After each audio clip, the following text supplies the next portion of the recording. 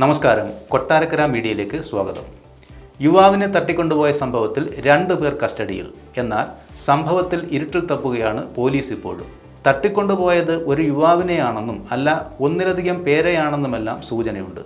ഇതിലേറെ വലിയ തലവേദനയാകുന്നത് തട്ടിക്കൊണ്ടുപോയെന്ന് ഉറപ്പുള്ള യുവാവും ആരാണ് എന്നത് വ്യക്തമായിട്ടില്ല എന്നതാണ്. ഇന്നലെ രാവിലെയാണ് ആലുവയിൽ ഭക്ഷണം കഴിച്ചുറങ്ങുന്നതിനിടെ ഒരു യുവാവിനെ ബലമായി ആഡംബരക്കാറിലെത്തിയ മറ്റൊരാൾ കൊണ്ടുപോകുന്നത് ചിലർ കണ്ടത്. എന്നാൽ ആരെയാണ് തട്ടിക്കൊണ്ടുപോയത് എന്ന് കണ്ടെത്താൻ ഇതുവരെയും കഴിഞ്ഞിട്ടില്ല. പ്രതികളെക്കുറിച്ച് വ്യക്തമായ സൂചനകളൊന്നും ഇല്ല.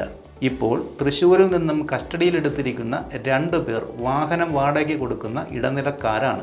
ഇവരെ ചോദ്യം ചെയ്ത് വരുന്നതേയുള്ളൂ. കേസിൽ മിസ്സിംഗ് പരാതിയുമായോ മറ്റെന്തെങ്കിലും തരത്തിൽ സംഭവത്തിൽ പരാതിയുമായി ആരും എത്തിയില്ല എന്നതും പോലീസിനെ കുഴയ്ക്കുന്നുണ്ട്. ഇതിനിടെ ഇന്നലെ തട്ടിക്കൊണ്ടുപോയത് 3 പേരെയാണെന്ന അഭ്യൂഹവും ശക്തമാണ്.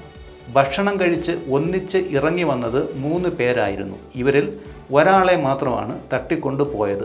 ബാക്കി 2 പേർ ഓടി രക്ഷപ്പെട്ടു. അല്ല, 3 പേരെയും കാറിൽ കയറ്റിക്കൊണ്ടുപോയി എന്നെല്ലാം പ്രചരണമുണ്ട്. ഇക്കാര്യങ്ങളിലൊന്നും ഇനിയും വ്യക്തത വന്നിട്ടില്ല.